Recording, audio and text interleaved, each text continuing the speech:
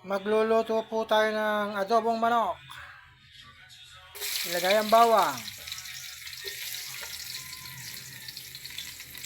Sama na rin itong luyang ito. Buyas. Ayan. Sabayan ng kembot. Habang nasusunog-sunog ng kaunti, halu-haluin. Antayin pumula-pula. Habang napula-pula, kumembot ka muna. Pwede na. Kabango. Lagay na manok.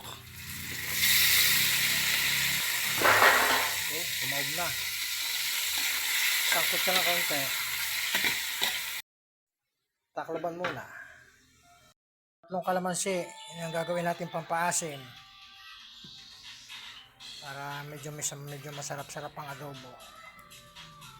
Tsaka 3 pirasong sili. Tama na siguro ito. Hayaan po natin pumula-pula ng kaunti. Habang nagpapapula, takpan muna uli. O ayan o, pwede na. Nasasangkot siya na ng kaunti.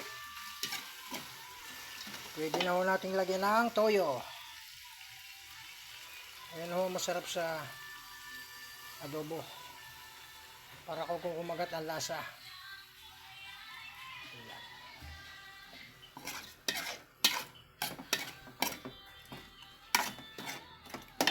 Tapos, ari ho, makakakain na rin 5 miyembro na ng pamilya.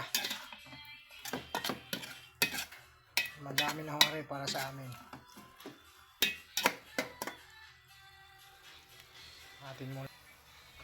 Pula-pula na. Pwede na nating lagyan ng kaunting tubig para lumambot.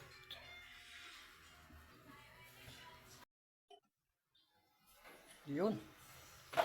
Lasa kabagay malambot na. Lagay na ho natin na ring katas ng kalamansi. Kaunting sili. Para medyo umanghang na kaunti. Medyo maluto.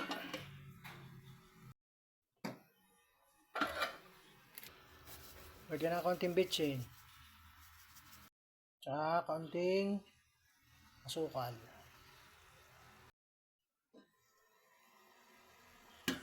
Yun.